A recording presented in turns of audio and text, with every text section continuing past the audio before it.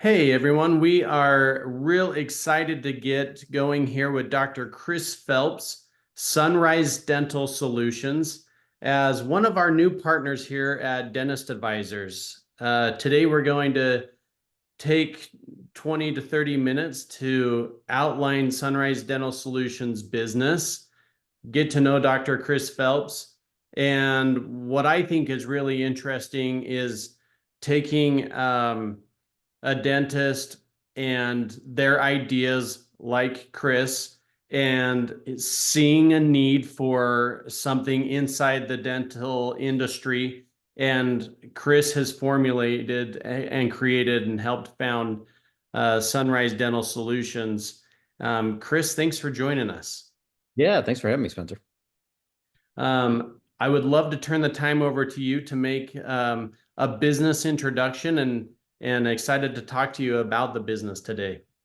Yeah, and I appreciate you having me on. So just to give you guys some background, and for me, practicing dentist in Charlotte, North Carolina, graduated 21 years ago and built 4 fee-for-service offices in Charlotte. Um, the first 4 over a 7-year period, in fact. And what was interesting was while I got them all to be successful as fee-for-service offices, I had to break a lot of eggs to make those omelets. And I didn't really have somebody guiding me necessarily in the proper systems and how to overcome a lot of the challenges that I faced. So when it came to a later stage in my career where I wanted to help other dentists ease that path and not have to break as many eggs to make their omelet, that's kind of where I teamed up with Dr. Tony Feck. Many of you may know Tony, who was a co-founder of DOCS, the Dental Organization for Conscious Sedation. And with Tony, Sunrise had been built to help offices uh, ease that path, right, to success. And there's several ways that we've been able to do that for our clients at Sunrise. I mean, our mantra is simply make more, keep more, enjoy more, right? Mhm. The good news is it is possible to have all three. It's not like McDonald's where you can get 2 out of 3. You can have all three. Okay. But to do that, and for the doctors that we work with, it requires kind of 3 criteria. We need people who have a big dream, right? Who have a goal or aspiration on where they want to take their practice to. If we don't have the GPS set, it's going to be hard for us to get there when we work together. Number 2, you got to be coachable. Okay. You got to be coachable. And the truth of the matter is, in my first several years in practice, I was uncoachable, which is why I had to make all those mistakes myself, right? Mhm. Came a Those are time, those were the eggs that were being cracked at the time. whole lot of eggs, Spencer. And those were the times when, if somebody could ease my path and I was, wise enough to listen, uh, I could have reached those goals a lot faster than I did. Okay. So being coachable is key, and you have to be in the right framework and stage in life to do that and have that right mindset. And the third thing is we like people who bring value, because as you're going to see, Sunrise isn't just a one-on-one relationship, it's a community. We have a community of like-minded dentists across the US, Canada, and even parts of Australia that we work with, ultimately helping all of them reach their bigger dream. And it's great to interact with the people in that community. For instance, we're having our big annual summit meeting. So every year we get all of our clients together, and we have a 2-part workshop, if you will. The morning sessions are all about business, right? Let's proactively think about your practice and leave this meeting with strategic goals and action steps on what you're going to do to grow this year over the next 12 months. And then it's a spousal event. So you can bring your significant other and we have fun, right? We have fun interacting with each other and enjoying the various tropical and mountainous locales that we tend to frequent. And it kind of rotates depending on the year, beach versus mountains kind of thing. So that community is key. So we want people that are going to bring value to that community and want to contribute to that community as well. But I'd say probably the number one question I get asked is like, well, what do you focus on? Like, how do you help practices? And it's not just myself as a coach. Obviously, Tony is a coach, but we've got other coaches that we work with. Dr. Jody Dana, Dr. Matt Vandermolen, J.M. Ryerson's one of our newest coaches. So, if you haven't read Tony's book, it's called The Prosperous Dental Practice. You can get it on Amazon. I mean, it is literally a textbook on dental systems that will make your practice be successful. Okay. So Tony kind of breaks this down into like 12 different areas, if you will, like spokes on a wheel. Okay. With us at the center trying to help guide you towards these different systems that you need. So out of that 12, I figured I would just kind of mention 5 of them on our call today, just to discuss some areas that we tap into with our clients. Number 1 is, of course, the catalyst for growth in every business. We got to help you figure out how to get more new patients, right? And not just any patient, but quality new patients. They're going to help you reach your goal, whether that be more hygiene patients, whether they be more doctor patients, more niche type patients, like specific procedure based. As you can see, the little green book in the background, I wrote a book on dental marketing. I know a little thing about how to find more new patients in all different mediums out there in dentistry today, and to do that in an affordable way. So attracting new patients is a key area that we dig in with our clients early on. Okay. Without that new patient flow, it's going to be hard to grow. Okay. The next thing is, when now we got these new patient opportunities, how do we influence them to come into the practice, right? So I call this the attendance phase. So working with your teams on answering more new patient phone calls, scheduling more new patient phone calls, and influencing people to show is going to be critical, right? Because if they don't show up to the office for whatever reason, well, it's going to cost you more in marketing money to replace that lost opportunity, right? Pre-COVID, the average office in the US did not answer a third of their new patient phone calls. Hmm.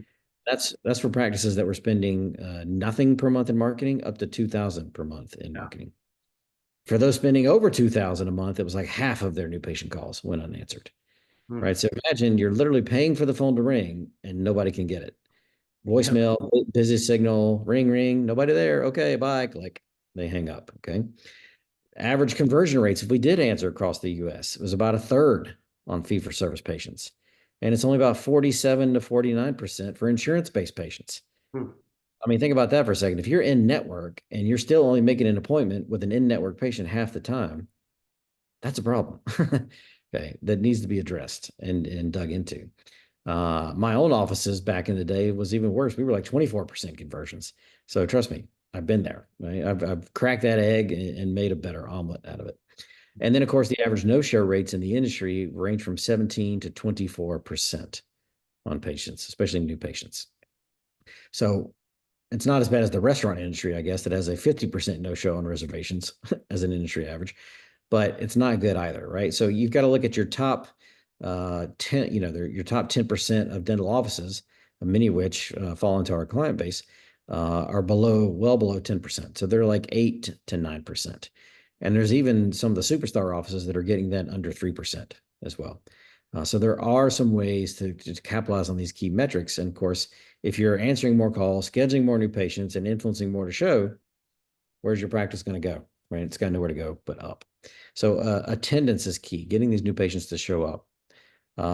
Now they're here. Now what? Well, it's all about the patient experience and the patient journey at this point, right? How can this experience be accepting? So this is what I call the acceptance stage. So again, if they come in and we present treatment and they leave choosing to do nothing, well, that doesn't help either one of us. Okay. We obviously didn't get the revenue today. And most of the time, our patients are going to leave with an oral health state that's going to get worse as time goes on. It's going to cost them more time, money, and pain. So this is kind of one of my expertise, leaning on the principles of persuasion and ethical influence. So how can we communicate this dental need, if you will, so that the patient hears this message in a different way, and suddenly, because of the way it was presented, it changes their mindset to where it's not a need anymore. They actually want it, okay, and they're committed to it. And if they're wanted and committed to it, well, automatically that makes the financial presentation for your team a whole lot easier. And because they're committed to it, now more people say yes to at least one of your treatment options, many times being the ideal. So influencing people to a yes is a critical factor in a lot of practices' growth. Without even adding more new patients, a lot of times we can improve and cover our investment, if you will, just by getting case acceptance up in many areas. And here again, there are some small little things you can do that can make a big influence. It can make a big impact. Just something as simple as, if you're recommending treatment, is what I call taking people up the stairs. Well, you need a partial, you need a bridge, and you need an implant. So each option is more and more expensive or a higher cost to the patient. If you just do one change and flip the order of that, start high and go low, so it's an implant or it's a bridge or it's a partial, automatically more people are going to say yes to your implant option, your ideal option, because of the order in which you presented it. But if that's not really the one for them, more people say yes to every other option underneath. So more people leave with treatment overall.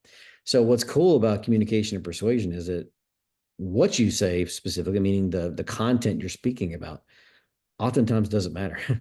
A lot of times it's these small nuances of the way our brain works, is that the order in which you present it actually has more of an influence and more of an impact on a person to say yes. So we dig into these kind of things with our clients to make sure they understand how to influence people to say yes. So acceptance is key. But if we've done all this work now, and Spencer, you've probably seen this with many clients that you worked with, and we let them leave out the back door through attrition and we never see or hear from them again, well, now we've just wasted everything that we've done up until that point, because it actually cost us more money to lose these patients, right, than it does to bring in new ones. So we almost have to bring in twice as many people now, one to replace the person we lost, just to replace their production and break even from last year, and then another one to actually be able to grow, right? What if we stopped the leak? What if we shut the back door? Okay. And so we stop losing people. Wouldn't that be kind of cool? Right. Yeah. So there's some ways that you can leverage that relationship with the patient, the engagement, a dental membership plan, right? So if you don't have a dental membership plan, that's one of the things we work on with our clients. You absolutely have to have one. To me, it's the fee for service practice for tomorrow, a system that where you actually have control. But what a membership plan does is a couple of things. Number one, it creates brand loyalty. Costco shoppers don't shop at Sam's Club. Sam's Club shoppers don't shop at Costco.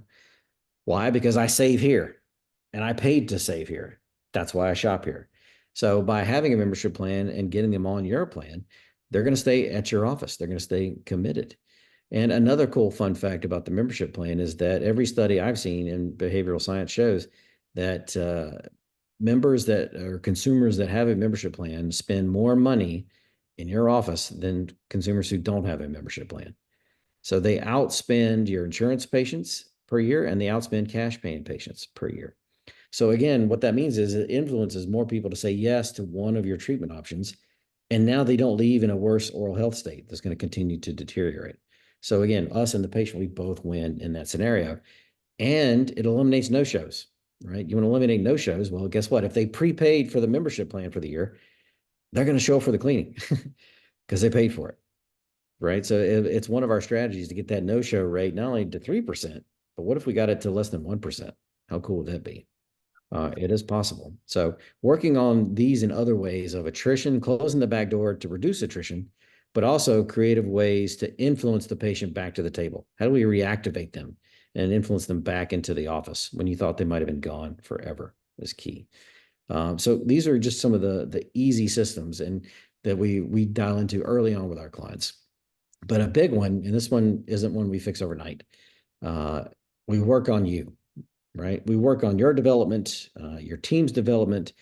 And what I mean by that is we help develop team leaders, right? People who will be engaged in your practice and help take the reins and do the jobs that we need them to do as practice owners and that we don't have time to do, much less the experience to do it. So team leader development is key, but more important is leadership development for doctors, okay? It all starts with us, right? The buck stops here, as they say. So we have to teach you guys how to be better leaders to your team and how to influence them to get stuff done so you can get out of the habit of telling them to get stuff done, right? If you keep telling them to get stuff done, right? Nobody likes that finger wagging in their face, right? But as kids, we learn we don't like people to tell us what we should do.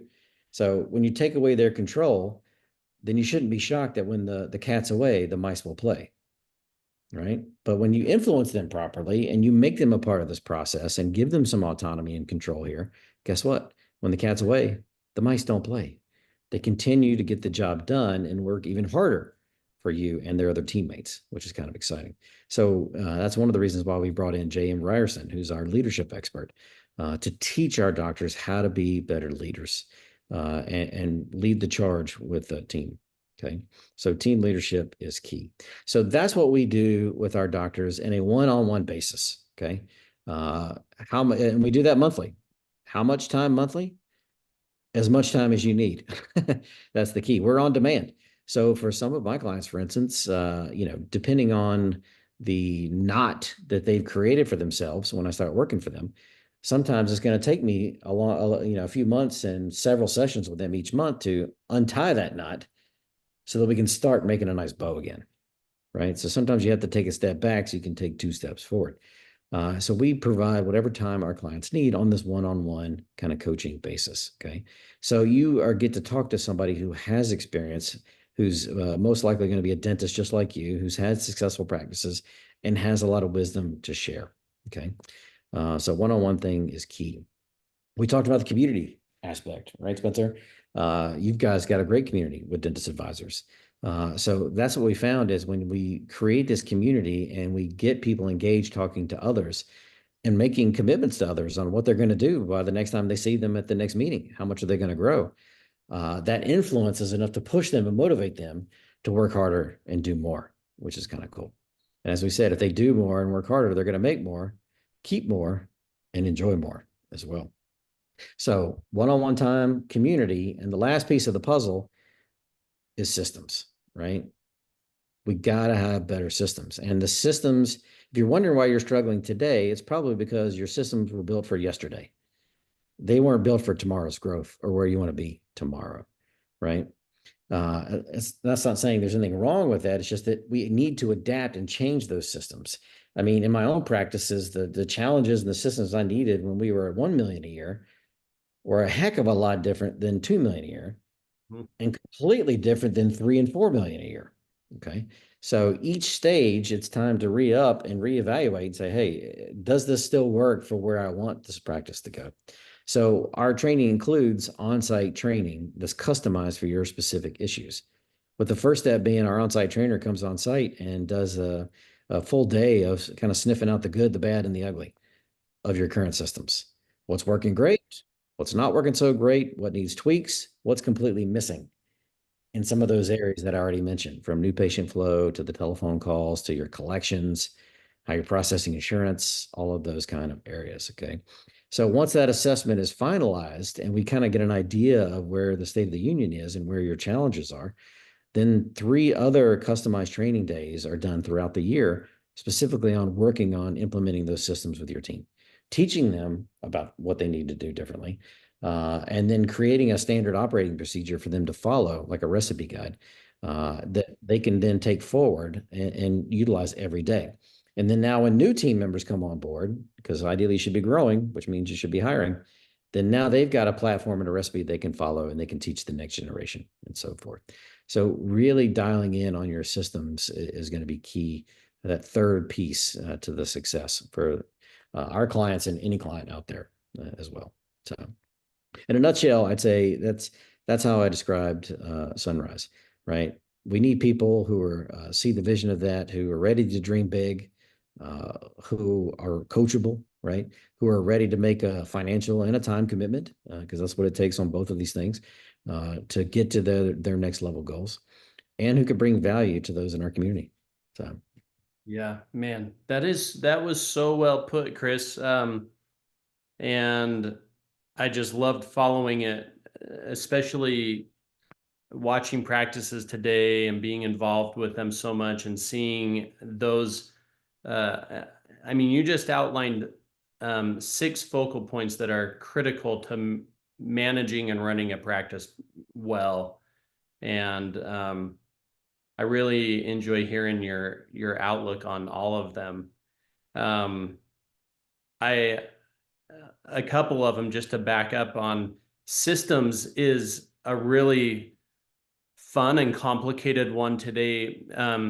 You mentioned how you needed different systems as the practice began to grow and more revenue was coming in naturally.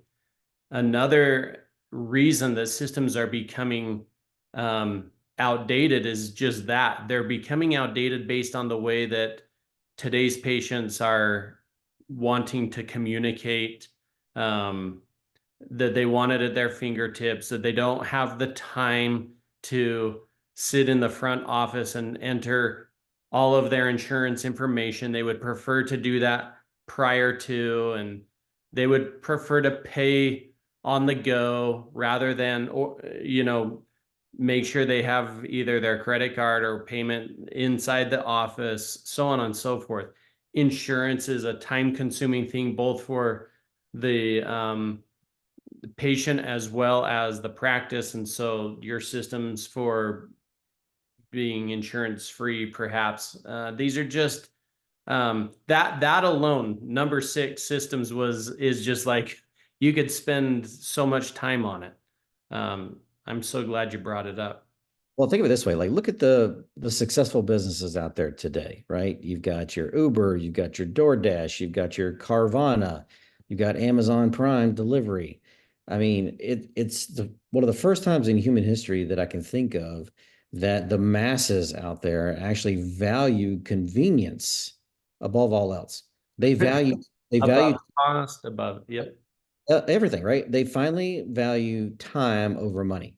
Mhm. Now, us as entrepreneurs have always valued time over money, but the masses traditionally have valued money over time, meaning if they could save time or if they could save money, they'd put more time into it. Yeah, Now, if you value time over money, if I can save time, I'll pay the money.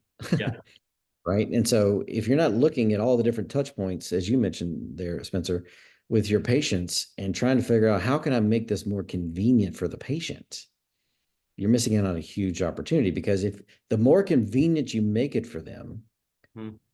right, the more likely they say yes, but also the more likely it's not about what the insurance covers Right. or what you're charging, right?